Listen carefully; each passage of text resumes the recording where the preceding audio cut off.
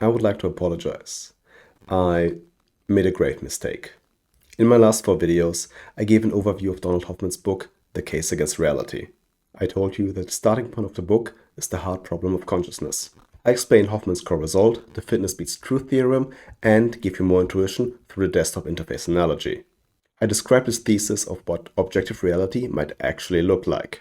What I neglected to do was to tell you why I think this stuff is important and why it might be interesting and relevant for you to listen to all this crazy babble in the first place. This is what I should have done first and what I will do in this video. I read The Case Against Reality 3 years ago, and it has stayed with me, almost like no other book. What I read shattered the way I view myself and the world and how both of them are connected.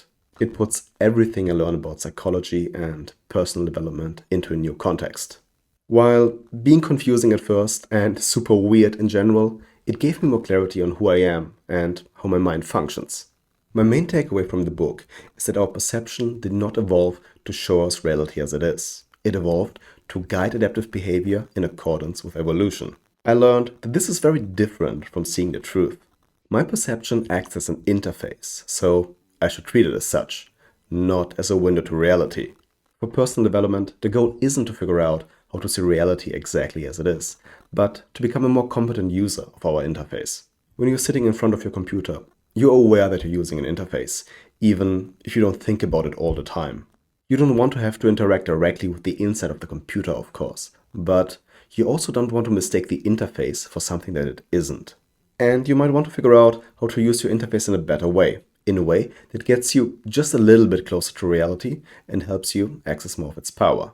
Just like a computer programmer who writes and executes his own scripts. Donald Hoffman talks about how the material world of time and space exists only within our perception.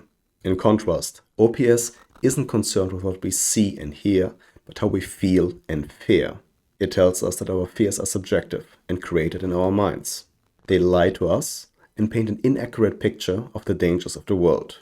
They make us blame everyone and everything but the one person that is actually to blame for all of our problems.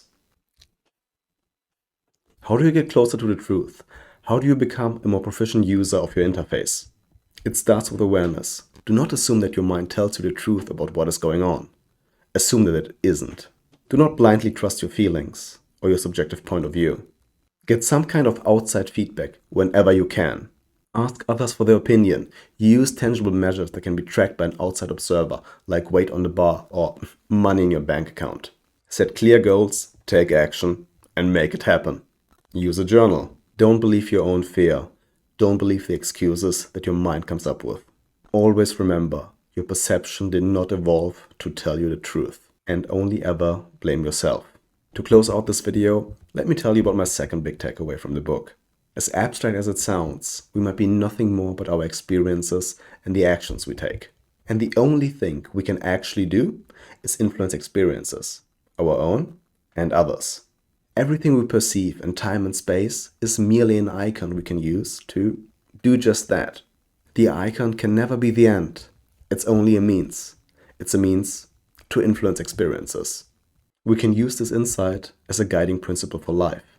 If the only thing we can do is influence experiences, then why not create fewer experiences that are painful and more experiences that are pleasant and joyful? Why not?